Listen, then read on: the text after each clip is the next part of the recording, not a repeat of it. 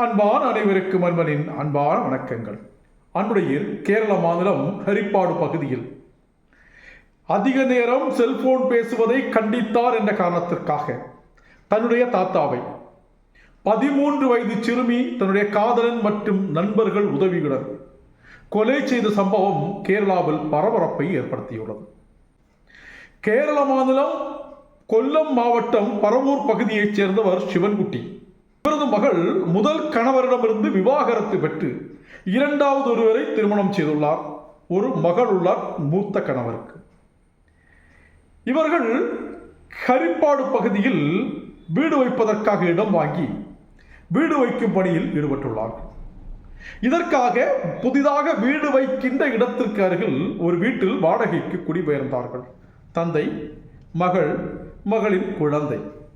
இவர்கள் அந்த வீட்டிற்கு குடிகின்றார்கள். இந்த நிலையில் கடந்த சில நாட்களுக்கு முன்னால் சிவன்குட்டி வீட்டிற்குள் இறந்த நிலையில் காணப்பட்டார். சிவன்குட்டி எப்படி இறந்தார் என்று போலீசார் விசாரணையை தொடங்கினார்கள். இந்த விசாரணையின் போது போலீசாருக்கு சில சந்தேகங்கள் ஏற்பட்டன. அந்த வீட்டிற்குள் நுழைந்தவர்கள் சிவன்குட்டியை கொலை செய்து வீட்டில் இருந்த நகைகளை எல்லாம் திருடிச் சென்றிருந்தார்கள்.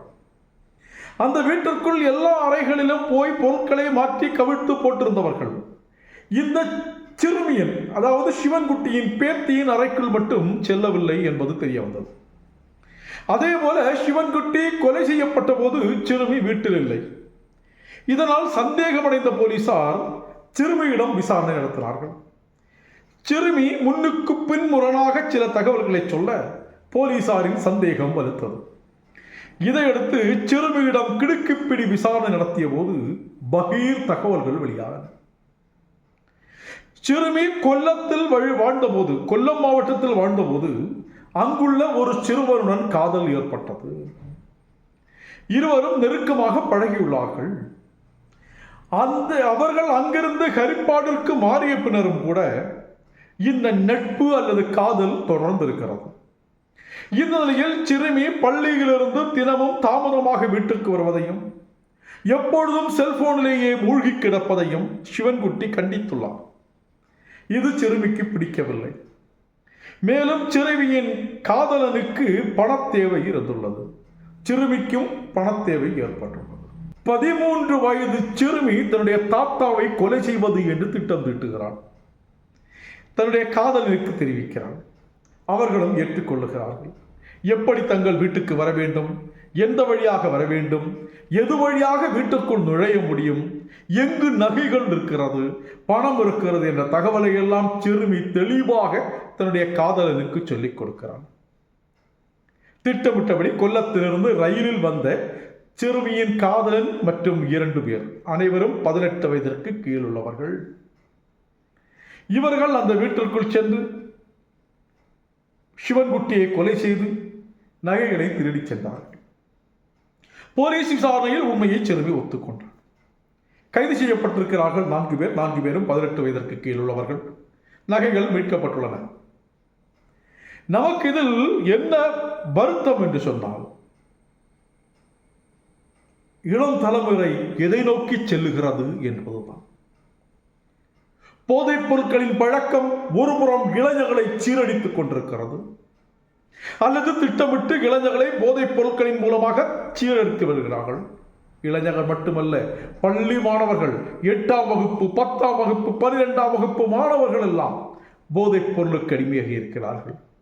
பல சிறுவர்கள் போதைப் பொருளை பயன்படுத்தி அந்த போதையின் மயக்கத்தில் மூதாட்டியை பலாத்காரம் செய்த சம்பவம், சிறுமிகளை பலாத்காரம் செய்த சம்பவங்கள் எல்லாம் வெளியே வந்து கொண்டிருக்கின்றன. கன்னியாகுமரி மாவட்டம் தக்கலை பகுதியில் அரசு பள்ளியில் மாணவிகள் மது அருந்திய வீடியோ வெளியாகி மக்களை அதிர்ச்சிக்குள்ளாக்கியது. இப்படி சம்பவங்கள் தொடர 13 வயது, அதாவது 8வது படிக்கின்ற சிறுமி தன்னுடைய தாத்தாவை கொலை செய்த சம்பவமும் அரங்கேறியுள்ளது. தாத்தா தன்னிடம் தவறாக பழகியதாகவும் தவறாக கொண்டதாகவும் அதனால் கொலை செய்ய திட்டமிட்டதாகவும் மாணவி சொல்லியிருக்கிறார். அதை மறப்பதற்கோ ஒத்துக்கொள்வதற்கோ சிவன்குட்டி வரப்போவதில்லை. முன்னர் பிள்ளைகளுக்கு வீட்டில் பெற்றோர் மீது பயம் இருந்தது, மரியாதை கலந்த பயம் இருந்தது. தவறு செய்தால் பெற்றோர் தண்டிப்பார் என்ற அச்சம் இருந்தது. பள்ளிக்கு சென்றால் ஆசிரியர்கள் மீது பயம் இருந்தது. சில வீட்டில் பெற்றோர் சொல்வதை கேட்காத பிள்ளைகள் ஆசிரியரிடம் சொல்லிக் கொடுப்பேன் என்று சொன்னால் பயந்து போய் தவறு செய்யாத சூழல் இருந்தது. பெற்றோர் மீதான பயம் போய்விட்டது. ஆசிரியர்கள் தண்டிக்க முடியாது என்ற சூழல் ஏற்பட்டதால் ஆசிரியர்கள் மீதான பயம் போய்விட்டது. போலீசார் மீதும் பயம் போய்விட்டது. இல்லை என்றால் முன்னரெல்லாம் நாம் செய்வதை இறைவன் பார்த்து கொண்டிருக்கிறான், நாம் தவறு செய்தால் இறைவன் தண்டிப்பான் என்ற ஒரு அச்சம் இருந்தது சமுதாயத்தில். பகுத்தறிவு என்ற பெயரில் அந்த அச்சமும் மறக்கடிக்கப்பட்டு விட்டது. ஆக எது குறித்தும் பயம் இல்லாத, எந்த கவலையும் இல்லாத இளம் சமுதாயம். அனைவரும் அல்ல, பலர் இதே போன்ற தவறான பழக்கங்களுக்கு சென்று வாழ்க்கையை தொலைத்து விடுகிறார்கள். தெரிந்தோ தெரியாமலோ ஒரு கொலையை செய்து விட்டார்கள். சிறுமி உட்பட 4 பேர் சிறைக்கு செல்லுகிறார்கள். இதே போன்ற சம்பவங்கள் தொடராமல் இருக்க பெற்றோரும் ஆசிரியரும் விழிப்புடன் இருப்பது அவசியம். தொடர்வோம். உங்கள் கிரீஷ்.